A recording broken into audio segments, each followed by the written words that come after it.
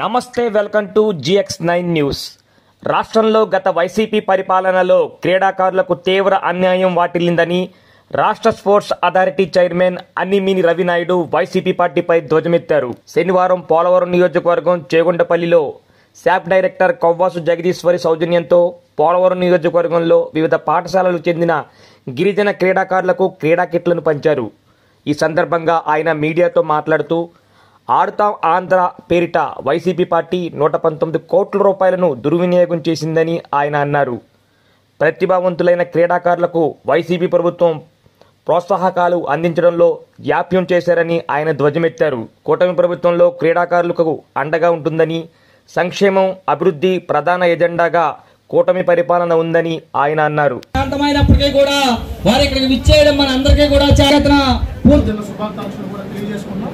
ఎందుకంటే పోలవరం నియోజకవర్గంలో క్రీడాకారులు బాగా రాణిస్తున్నారు.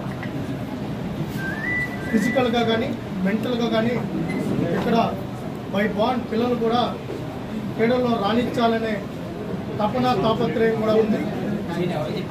దానిలో భాగంగానే ఈరోజు ఒక పక్క ప్రభుత్వం కూడా ఇప్పటికే మా తెలుగుదేశం పార్టీ నియోజకవర్గ ఇన్ఛార్జ్, దాంతోపాటు కార్పొరేషన్ చైర్మన్ అయిన గోర్గం శ్రీనివాస్ గారు, పోలవరం శాసనసభ్యులు రాజు గారు కూడా ఇక్కడ క్రీడా ఇన్ఫ్రాస్ట్రక్చర్ కూడా ఏర్పాటు చేయాలని చెప్పి కూడా రిక్వెస్ట్ చేయడం జరిగింది. ఖచ్చితంగా స్పోర్ట్స్ అథారిటీ పోలవరం నియోజకవర్గంలో ఒక ఇండోర్ స్టేడియం కూడా ఏర్పాటు చేయడం జరిగింది. ఎందుకంటే ఈ నియోజకవర్గం నుంచే శాప్ డైరెక్టర్గా ఉన్న జగదీశ్వరి గారు కూడా ఇప్పటికే 2-3 సార్లు అడగడం కూడా జరిగింది. దాని మీద ఖచ్చితంగా క్రీడాకారులకు అందుబాటులోకి తీసుకుని వచ్చే కార్యక్రమం తీసుకోవడంతో పాటు దాతల్ని, ఎన్ఆర్ఐస్ని, దాంతోపాటు ఎవరైతే ఆర్థికంగా స్థిరపడి ఉంటారో వాళ్ళందరినీ కూడా మేము రిక్వెస్ట్ చేస్తున్నాం. క్రీడాకారులకు మీరు అండగా ఉండాలి. బాగా రాణిస్తున్నారు, యంగ్ టాలెంట్ ఉంది, రాష్ట్ర స్థాయిలో జాతీయ స్థాయిలో పోటీ పడాలనే తపన తాపత్రయం ఉంది. వాళ్ళకు కానీ ఒక పక్క రాష్ట్ర ప్రభుత్వం, ఒక పక్క మీరు కూడా కొలాబరేట్ అయ్యి ముందుకు కానీ వెళ్ళగలిగితే, మన పిల్లల్ని మనం ప్రోత్సహించుకోగలిగితే ఖచ్చితంగా మన పిల్లలు మెడలిస్ట్ అవుతారు.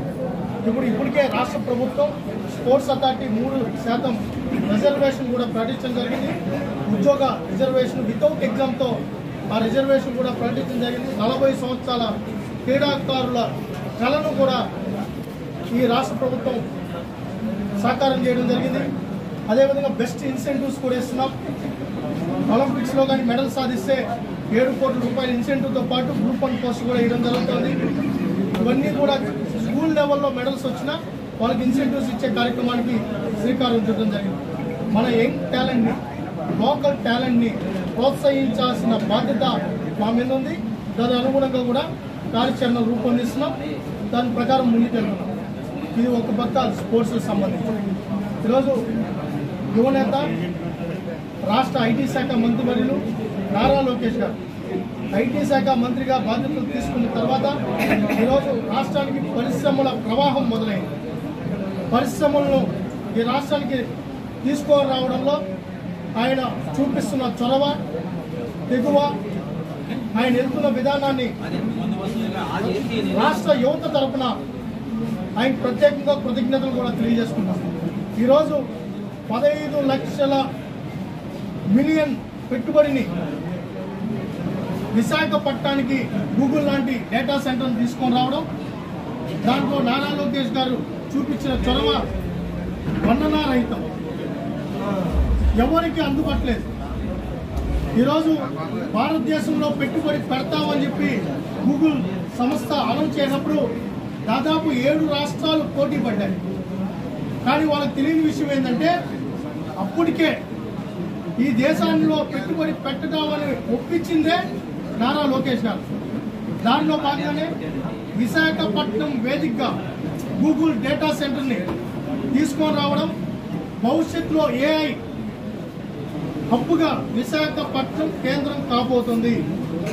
ఈ ప్రపంచంలోనే AI హబ్బు ఎక్కడ ఉందంటే అది విశాఖపట్నంలో ఉంది అనే పరిస్థితి వచ్చే పరిస్థితి కూడా ఉంది. ఇవన్నీ ఈరోజు ఒక పక్క అమరావతి, ఒక పక్క పోలవరం, ఒక పక్క పరిశ్రమలు, ఒక పక్క ఈరోజు ఏదైతే సంక్షేమ పథకాలు సమర్థవంతంగా అమలు పరుచుకుంటూ ముందుకెళ్తున్నాం. ఈరోజు జిఎస్టీ కర్నూలులో జరిగిన జిఎస్టీ సభ చూస్తే కనీరు విని ఎరుగని రీతిలో జిఎస్టీ సభ నిర్వహించడం జరిగింది. దాంట్లో భాగంగానే ఈరోజు ఏదైతే కేంద్ర ప్రభుత్వం జిఎస్టీ రాయితీలు ప్రకటించినప్పుడు మన రాష్ట్రానికి 8.5 వేల కోట్ల రూపాయలు మన వాళ్ళకి లబ్ధి చేకూరే పరిస్థితి ఉంది.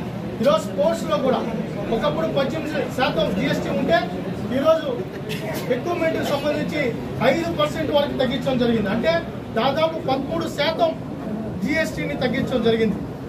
స్పోర్ట్స్ టీషర్ట్స్ విషయంలో అయితే ఎక్విప్మెంట్ విషయంలో ఇవన్నీ కూడా జిఎస్టీ తగ్గించడం వల్ల క్రీడాకారులు కూడా లబ్ధి పొందే పరిస్థితి ఈరోజు నెలకొనింది.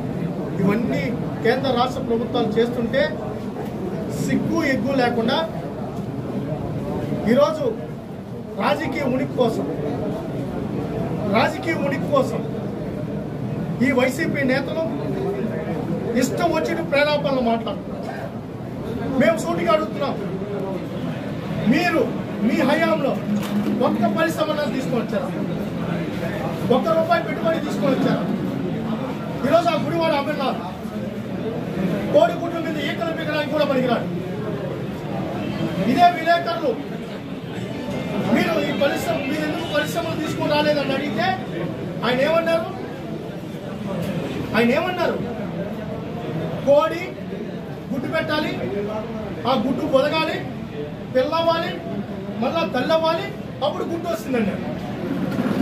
ఈ గుడ్డు సామెతలు చెప్పే ఈ గుడివాడ అమర్నాథ్ ఆయన కూడా మాట్లాడుతున్నారు గూగుల్ డేటా సెంటర్ గురించి. విశాఖపట్నం వేదిక గూగుల్ డేటా సెంటర్ వస్తా ఉంటే స్వాగతించకపోవాల్సింది పోయి చప్పట్లు కొట్టాల్సింది పోయి, సరే మీకు అసూయ ఉంది, మీకు బాధ ఉంది, మీ హయాంలో పరిశ్రమలు రాలేదు, మీ హయాంలో అమరావతిని పూర్తి చేయలేకపోయారు, మీ హయాంలో పోలవరం పూర్తి చేయలేకపోయారు, మీ హయాంలో సంక్షేమ పథకాలు అమలు చేయలేకపోయారు, మీకు బాధపడతా ఈరోజు రాష్ట్రం అభివృద్ధి చెందుతోంది. యువతకు ఉపాధి అవకాశాలు కల్పిస్తున్నారు, పెట్టుబడులు వస్తున్నాయి.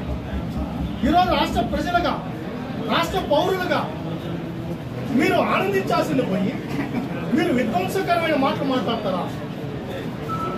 విధ్వంసకరమైన మాటలు.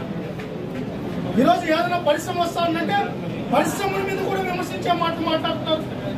ఈరోజు గూగుల్ ప్రతినిధులు మాట్లాడాలంట. దేనికి మాట్లాడాలని అడుగుతాం. ఎవరయ్యా మీరు? ఈ రాష్ట్రంలో మీరు ఏం మొరగబెట్టారు? సర్వనాశనం చేశారు ఈ రాష్ట్రాన్ని. 5 సంవత్సరాలు కష్టపట్టించారు, మతపాతాలను దుక్కేశారు ఈ రాష్ట్రంలో. యువతకు ఉద్యోగాలు లేవు, ఉపాధి లేదు. మీ పరిపాలన మాకొద్దు, మీ దరిద్రమైన పాలన మాకొద్దని మిమ్మల్ని బంగాళాఖాతంలో కలిపి 11 సీట్లు ఇస్తే దానికి కూడా సిగ్గు లేకుండా మళ్ళీ మాట్లాడుతున్నారు. 1.5 సంవత్సరం కాకముందే మీరు ఏమన్నా పొడిసింది ఏమన్నా ఉందా? మీరు ఏమన్నా చేశారా? పరిశ్రమ తీసుకొని వచ్చారా? ఒక పెట్టుబడి తీసుకొని వచ్చారా? ఒకరికి ఉద్యోగం కల్పించారా? అదిలా